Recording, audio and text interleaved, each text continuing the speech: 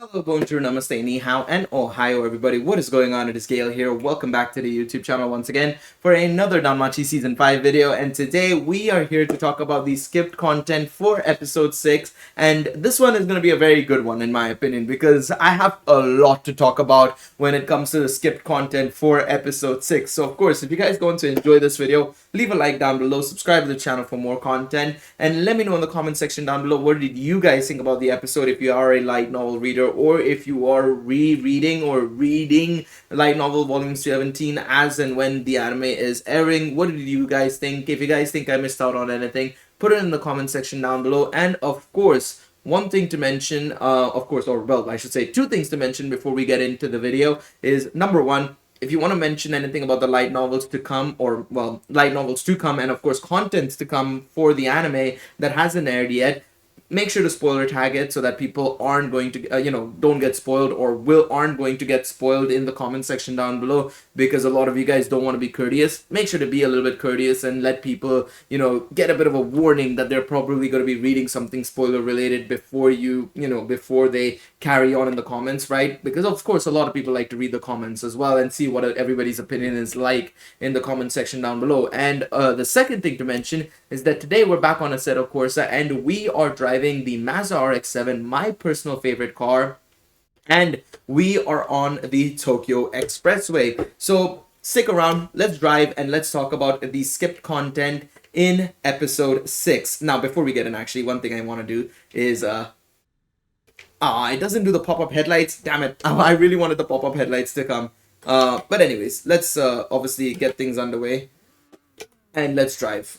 So first and foremost, let's turn right around. There we go. And let's get into the cockpit view. I was really hoping we'd get the pop-up headlights. But anyways, skipped content for episode 6. The first thing I'd like to mention is this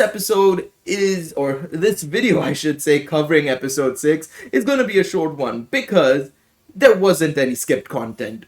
I'm not even gonna lie about it. I said I have a lot to talk about. I actually don't really have that much to talk about. This video is gonna be a really short one because there really was no skipped content. This was probably one of the best adapted episodes in Danmachi history, I would say, to be quite honest.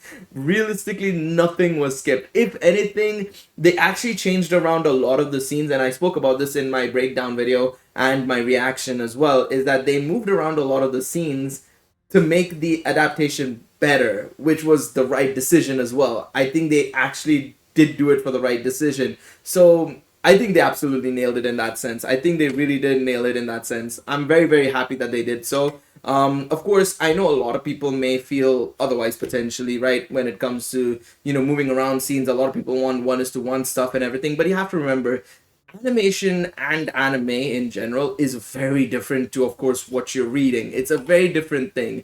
And so getting a 1:1 adaptation might actually not be a good thing. In most cases, actually, it isn't a good thing. And I feel like, of course, when it comes to Danmachi especially, right, with the way Amori writes, I would probably say they made the right decision in that sense, even with volume 15 and volume 8 stuff, the reason why they skipped it, and Amori mentioned this at the start of the season, we actually spoke about it, is because he feels like the pacing in those light novels wouldn't have made sense for a seasonal anime.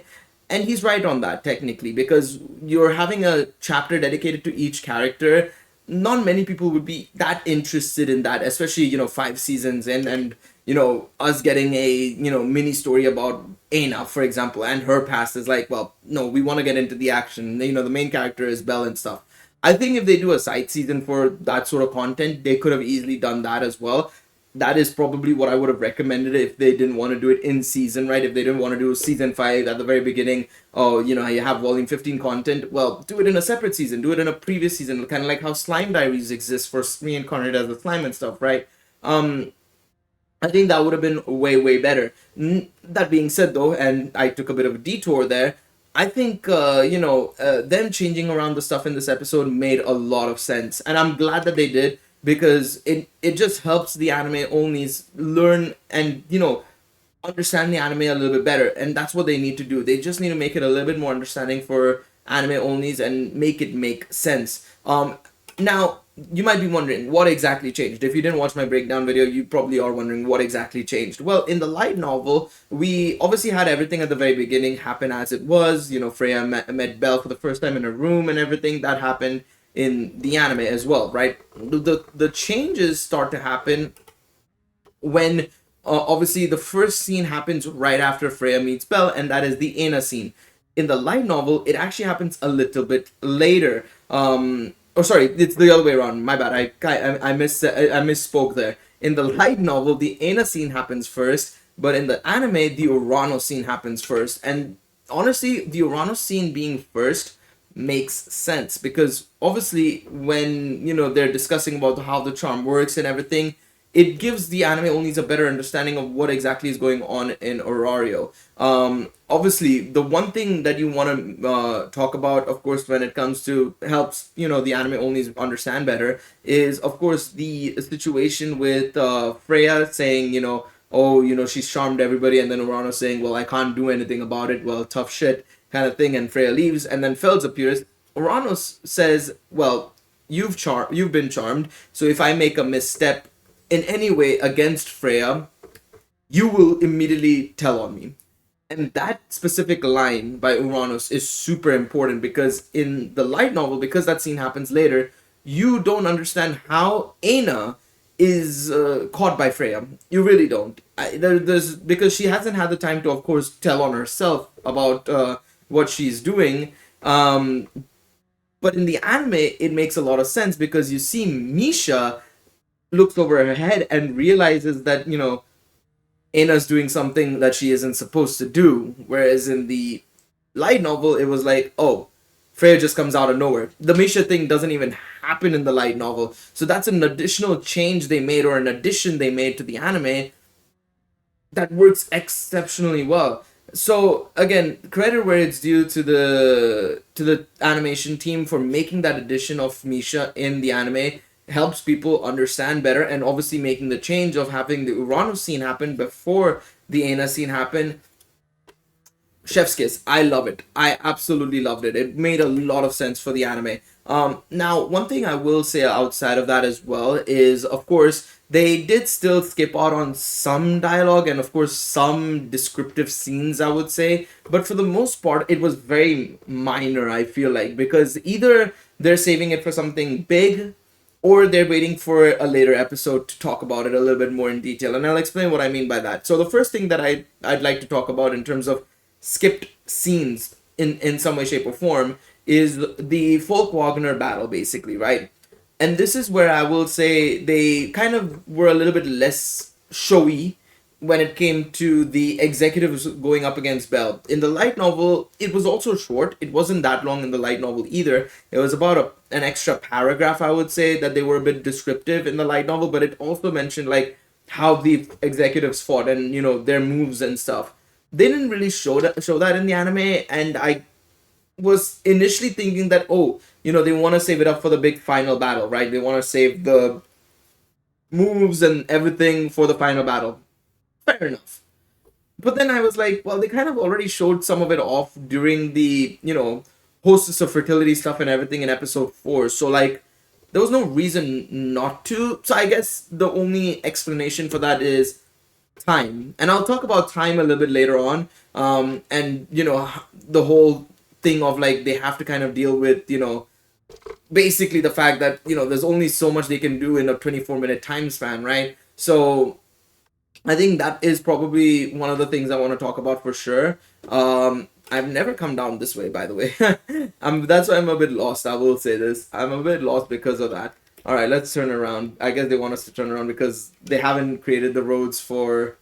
They haven't created the actual Tokyo roads. They've only done the expressway. So one of the things I would like to mention as well before we carry on as well is before we talk about that whole duration thing and time thing is the other skip thing basically that I realized when I was doing my reread and stuff, and that is during the Heath feast scene basically, right, where Heath is talking about everything and all that sort of jazz, right, and feeding the Freya family members as well with the dead eyes and everything. She actually in the light novel talks about a legendary dwarf. Now in the anime they don't actually talk about it at all, and the reason why I think that that is the case is I think they want to set up a bigger reveal for said legendary dwarf, because it will get revealed in the season, which I guess is kind of spoilers, but it is what it is. But they will reveal the legendary dwarf, and we already have some hints towards it in the anime, but not that much. And of course, in the light novel, they make a hint towards it again with that line, which is kind of disregarded. So I am expecting it to be saved up for a big reveal, and this is one of the reasons why I said to spoiler tag your comment section, because I know some people will probably talk about it now that I've mentioned it. But of course, if you have any guesses as to who it could be, put it in the comment section down below. But of course, just spoiler tag it, because there will be people who are already aware of it and everything. So spoiler tag it just so people are, curious about it. And I'm curious to obviously read what you guys think will be the legendary dwarf. Now, I think that that is a fine thing to do, because again, saving it for a big reveal makes a lot of sense in my personal opinion. It makes a lot of sense. It's a throwaway line kind of as well in a way. It's not something that a lot of people will probably care too much about anyways if you were to include it. I feel like it's not something a lot of people would acknowledge, especially considering all things said and done. But yeah, I think it's fine. It's fine for it not to have been in the anime in this episode, in my personal opinion. Outside of that, I mean, like I said, I don't think there was anything else they skipped out on. Maybe certain lines removed, certain lines added, and stuff like that. But realistically, outside of that, yeah, nothing. I got nothing personally. So let me know in the comments if you guys have something that I potentially missed out on when it comes to the skipped contents and stuff. But realistically speaking, this was a well done adaptation. And I know a lot of people will say, like, oh, why didn't they do this up until now and stuff? And I'm like, they could have, but you have to realize that there's so many factors involved as well, right? First and foremost, you obviously have, JC staff, doing their best with the episode count they've got and the duration they've got. Again, time, 24 minutes as an episode. It's not a lot when you think about how much is in the light novels. And people will say, well, clearly they can do a good job with this episode, but each episode has different amounts of content. Last episode, which was probably the weakest episode of the season so far, you can absolutely say that for sure, right? With absolute assurity, it was the weakest episode of the season, right? Yet it was still good, but it was the weakest episode of the season. It had so much happening, right? You obviously had the whole initial thing of like Freya's monologue. Then you obviously had the Freya Hestia scene. Then you obviously had Freya charming everybody. Then you had Belle waking up and realizing, everything's changed drastically and that he's no longer a part of the Hestia Familia, or he never was a part of the Hestia Familia and stuff like that. That is an episode where I would have said they should have made the decision. And this is where I will blame a little bit on JC staff and SB Creative and whoever is making the decision on when, how many times can you have the opening in a season and stuff. I don't know if there's some sort of like contractual thing, obligation there or something to, the, I don't know, the animation studios or the, TV studios or whoever it is, the singer herself, I don't know. But this was, or singers themselves, in this case, Green Boys. But this is where a decision should have been made that the opening should have been cut, because you could have gotten an additional 1.5 minute. Same with the ending. That is something I can blame on them making a bad decision there. That could have been a much better adaptation as a result of it. But even then, I said it in the last episode as well, that there would have still been a lot of skipped scenes, even if they did remove the opening and ending. So it's still something that you're going to encounter in these adaptations. What we should hope for is that they put it to a minimum. And I think they've, so far, throughout all the episodes, in my opinion, episodes 1 to 5, they've made the right decisions. Frankly speaking, they made the right decisions. Outside of the opening and ending being in the last episode, they made the right decisions. And so it's kind of like, well, at least, we're getting there. We're getting good adaptations, at least for the most part. We're getting a good adaptation for the most part. Can they do better? Absolutely, but they are doing a good job. And I want to see more like this episode. They have to just keep nailing it, make the right decisions, and they will be in a world of good. All of us, including the animation studios, including the fans, including Amori himself as well. Yeah, it is something. And Amori said it as well, right? It's not that easy, because you want to, as an author as well, I assume, you want to obviously include everything in the anime, right? You want to include everything, but there's only so much you can do, right? And he even said this in an interview a couple of months before, or around the time, actually, I should say, more so, of the announcement of season 5. Was he did an interview and said that, I when I started working with the animation team and JC staff and everything, there were so many things that I wanted to, include and do differently, that the animation team was like, we can't do that, but we'll try. And lo and behold, what happened in season 2 and 3? I assume it was a combination of that, plus obviously the lack of episodes and stuff. But it's just experience and time, and I think that's we're seeing that, as seasons have gone on. Season 1 obviously was great, but then season 2, big drop off. Season 3, better, but could have been so much better. Of course, we know this from obviously the Xeno stuff and everything. And then season 4, amazing. Season 5 is looking good as well so far. So it's looking positive and it's looking good, but we just need to keep on that track. And I'm glad that, they're getting better with it and they're improving on it. It's I'm very, very happy as a fan. And I cannot wait to see what's in store for us down the line. I cannot wait to see what's in store for us down the line, for sure, when it comes to Danmachi season 5, in all honesty. And yeah, like I said, I think a lot of fans have like this sort of like hate towards JC staff, and I'm like, there's only so much they can do. Like I said, there's only so much they can do. They've got such a little control over certain details and stuff that they have to try and do their best. And I mean, they're doing their best now. I think that this is their best that we've got, or well, at least the best at the current moment in time. They can still improve and stuff, and we'll probably see them improving. I'm just glad that they're improving at least. There's so many studios that get worse. I mean, have you guys seen what's happening with Blue Lock and stuff? It's not all roses and flowers when it comes to anime adaptations.